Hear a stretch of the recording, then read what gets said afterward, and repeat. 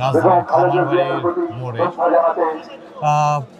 আপনারা সকালেই জানেন বিএনপি চেয়ারপারসন এবং তিনবারের সাবেক প্রধানমন্ত্রী বেগম খালেদা জিয়া গতকাল 30 ডিসেম্বর সকালবেলা ইন্তেকাল করেছেন। তার ইন্তেকালের পরে 31শে ডিসেম্বর অর্থাৎ আজ রাজধানীর মানিক মিয়া এভিনিউতে তার জানাজা অনুষ্ঠিত হওয়ার ঘোষণা করা হয়। ইতোমধ্যে তার জানাজায় অংশ নিতে অসংখ্য মানুষের ঢল এখানে এসেছে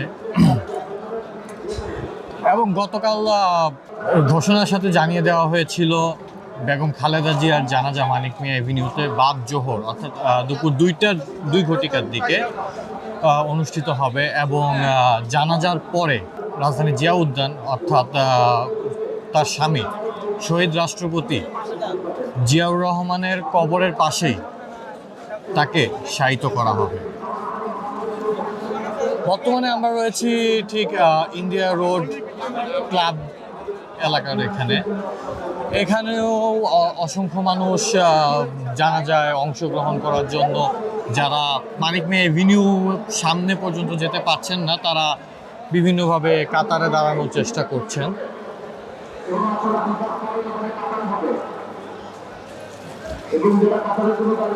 তবে দর্শক, এই মানুষের ঢল শুধুমাত্র মানিক মিয়া এভিনিউ থেকে খামারবাড়ি পর্যন্ত না, আপনাদেরকে যদি আমরা একটু দেখাতে চেষ্টা করি এই জানাজায় অংশ নিতে আসা মানুষের কাতার মানিক মিয়া এভিনিউ থেকে খামারবাড়ি ছাড়িয়ে এলিভেটেড এক্সপ্রেসওয়ে পর্যন্ত চলে গিয়েছে। যদি আপনাদের আমরা সেটা একটু দেখানোর চেষ্টা করি।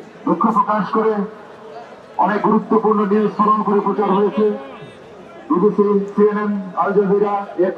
আমরা বর্তমানে রয়েছি খামারবাড়ির যে মোড় সেই মোড়টিতে এবং এখানে আমরা দেখতে পাচ্ছি অসংখ্য মানুষ জানাজায় অংশগ্রহণ করার জন্য কাতারে দাঁড়িয়ে রয়েছেন।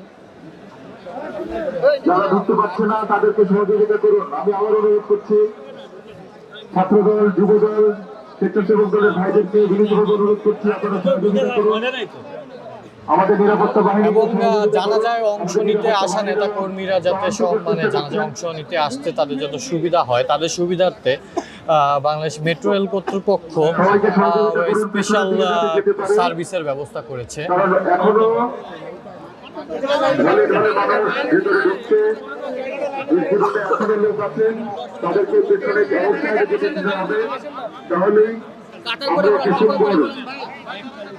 দেখানোর চেষ্টা করি এখানে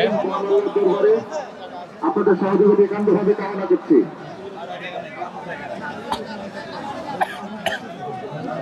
বেগম খালেদা জিয়ার জানাজায় অংশ নিতে এখানে অসংখ্য মানুষের ঢল এবং তারা মানিক মিয়া এভিনিউ ছাড়িয়ে তারা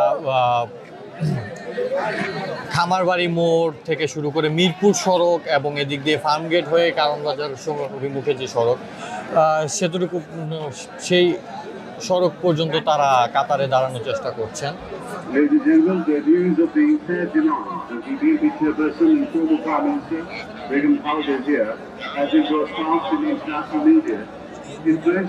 ইতিমধ্যে জানাজায় অংশ নিতে বিভিন্ন দলীয় নেতা কর্মীরা এখানে এসে পৌঁছেছেন এবং তারাও শেষবারের মতো বেগম খালেদা জিয়াকে শ্রদ্ধা জানাতে তার জানাজায় অংশ নিতে এসেছেন এবং তার জানাজা এখানে অনুষ্ঠিত হওয়ার পর বেগম খালেদা জিয়াকে শহীদ রাষ্ট্রপতি জিয়াউর রহমানের কবরের পাশেই তাকে দাফন করা হবে এবং সেই কবর স্থান কোথায় হবে না হবে সেই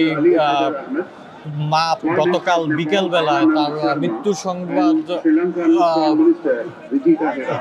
প্রকাশের পর গতকাল ঠিক বিকালের দিকে সেই মাপ নিয়ে নেওয়া হয়েছে এবং তার স্বামী শহীদ প্রেসিডেন্ট জিয়াউর রহমানের কবরের পাশেই তাকে চিরশায়িত করা হবে। দর্শক, আপনাদের যদি এখানে দেখানোর চেষ্টা করি, এখানে অসংখ্য মানুষের ঢল, তারা মূল সড়কেই তারা জানাজা আদায়ের জন্য কাতারে দাঁড়িয়েছেন।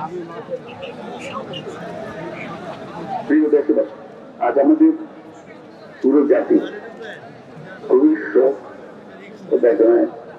এবং মানিক মিয়া এবং খামারবাড়ি থেকে যদি মিরপুর অভিমুখে সড়কটা দেখাই, সেদিকেও যতদূর দেখা যাচ্ছে ততদূর পর্যন্তই মানুষ জানাজায় অংশ নিতে কাতারে দাঁড়িয়ে গিয়েছে।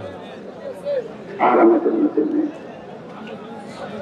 ইন্দ্রনীতিরা ওই মেয়েটাকে রাখবো এবং খান্দার জন্য ইন্টারনেটে আমরা গভীরভাবে সেটা রেখো এবং তার মৃত্যুতে জাতীয় নাম অভিভাবককে রাখবে। এই গভীর শোকের মুহূর্তে আমি তার পরিবারের সদস্যবৃন্দ, রাজনৈতিক সহকর্মী এবং অবহিত কর্মী সমর্থকদের প্রতি দর্শক, আমরা এই মুহূর্তে ঠিক অবস্থান করছি রাজধানীর খামারবাড়ির যে ইন্ডিয়া রোড ক্লাব মাঠটি রয়েছে তার সম্মুখে। এখানে বর্তমানে হচ্ছিল বেগম খালেদা জিয়ার জানাজায় অংশ নিতে তো অসংখ্য নেতাকর্মীরা এখানে কাতারে দাঁড়িয়ে গিয়েছেন এবং শুধু মানিক মিয়া এভিনিউ থেকে খামারবাড়ি যে মোড়, সেই মোড়টি নয়, ফার্মগেট অভিমুখেও থেকে শুরু করে মিরপুর রোড থেকে শুরু করে যতদূর দেখা যাচ্ছে সব দিকেই হচ্ছে হলো অসংখ্য নেতাকর্মী তার জানাজায় অংশ নিয়ে তাকে শেষ বিদায় জানাতে কাতারে দাঁড়িয়েছেন।